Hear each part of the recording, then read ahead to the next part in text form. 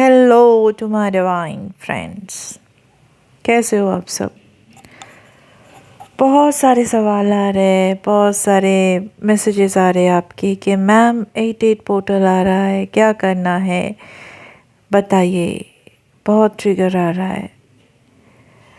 तो दोस्तों 88 पोर्टल तो आ चुका है 28 जुलाई और कल ये पिक पे जाएगा। 12 तारीख तक ये एनर्जी रहेगा। और सच मानिए दोस्तों, ऐसे पोर्टल आता जाता रहता है। मैं आपको नया क्या बताऊं जो आपको नहीं पता है। हाँ, आप शायद माया में उलझ के भूल गए हो। तो मैं यहाँ पे जो जो बोलती हूँ, जो आप लोग इसके साथ रेजोनेट कर रहे हो, उनको फिर याद आ जाता है। हाँ, ऐसा ही तो है। और रेजोनेंस मतलब क्या है? रेजोनेंस मतलब है कि आपको याद आ जाना। पर यकीन मानिए, मैं ऐसा कुछ भी नया नहीं बोल रही हूँ जो आपको ऑलरेडी नहीं पता हो। मेरे पास ऐसा कुछ है ही नहीं नया बोलने के लिए। आप सब डिवाइन हो, आप सब परमात्मा हो। और मैं परमात्मा को क्या ज्ञान दूँ? मैं क्या ज्ञान बांटूँ यहाँ से? आप मेरे वॉइस से ही समझ रहे होंगे, मैं रिलैक्स हो रही हूँ, मैं आराम कर रही हूँ।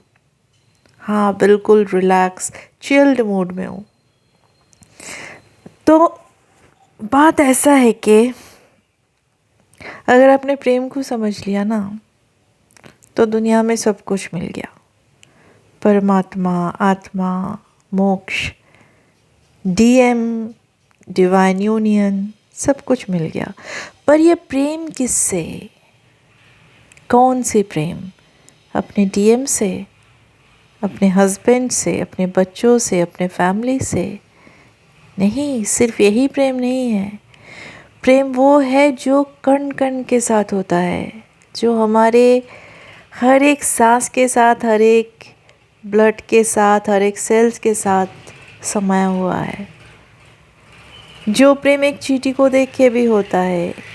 पता है, दत्तात्रेय महाराज ने एक कुत्ते को गुरु बनाया था, एक डॉगी को। मैंने कभी सुना था, किसी ने एक कीड़े को, भृंग कीड़े को अपना गुरु बनाया था। वो कीड़ा जो दूसरे कीड़े मकोड़ों को उठा के लेके आते हैं, और वो कीड़े उनके चारों तरफ पहले भिनभिनाते हैं, फिर बाद में वो भी भृंग बन जाते हैं। तो वो जो महात्मा थे, उन्होंने उनको गुरु बनाया था। तो इसका मतलब यही है ना। और ये सारे तो आत्मज्ञानी हैं, ये सारे संत हैं, जो कि आप सब भी हो। पर इन्होंने उस प्रेम को देखा था, हर एक कण कण में, हर एक कीड़े मकोड़ों में उनको देखा था, उनको जिया था। प्रेम को उन्होंने महसूस किया था। हाँ, उन्होंने अपने आप को ट्विन फ्लेम बोल के अलग सा टैग नहीं लगाया था, पर उनसे बड़ा प्रेमी भी नहीं होगा इस दुनिया में। आपने ओशो से बड़ा प्रेमी कहीं पे देखा है? पर मुझे नहीं लगता ओशो ने कहीं पे भी अपने आप को ट्विन फ्लेम बोल के क्लेम किया है ना। तो फिर से लौट के आते हैं 88 पोर्टल में।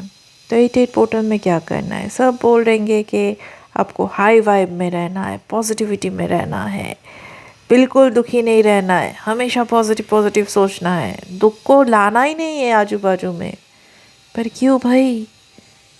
दुख भी अपना है, सुख भी अपना है। ये समझ लो ना। दुख अगर आ रहा है तो उस दुख को देखो ना, उसको प्यार दो। अपने आप को दुखी होते हुए देखो, अपने आप को खुश होते हुए देखो, उसके साथ बह मत जाओ।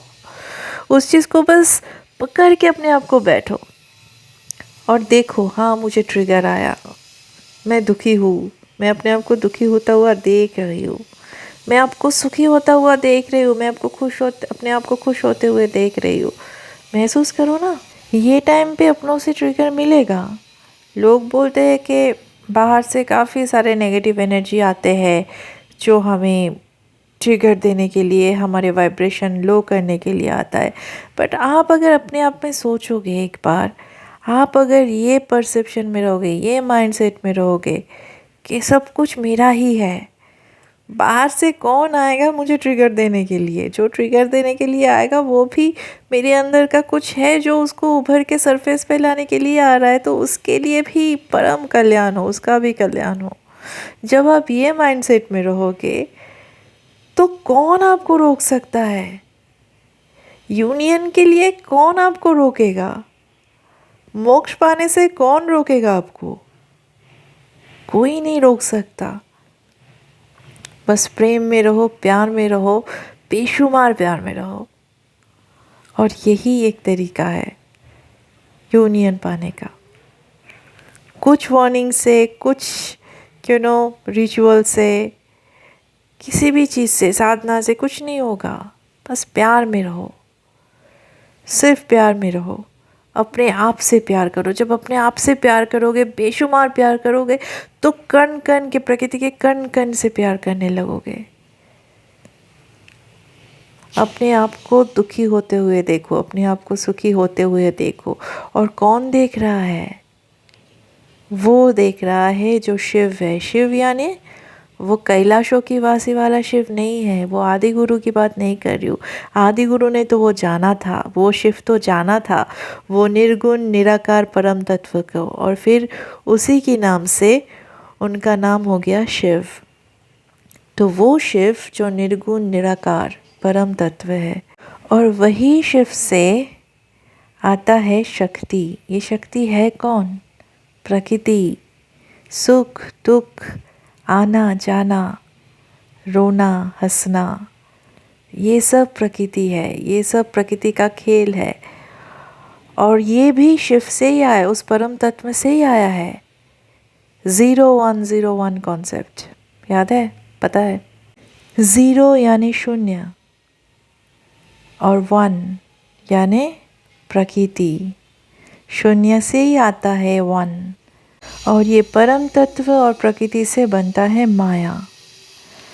तो जब ये शून्य यानी वो परम तत्व आप जान रहे हो, उस प्रकृति को, यानी सुख दुख, आना जाना, तो वहाँ से माया डिज़ोल्व हो जाता है।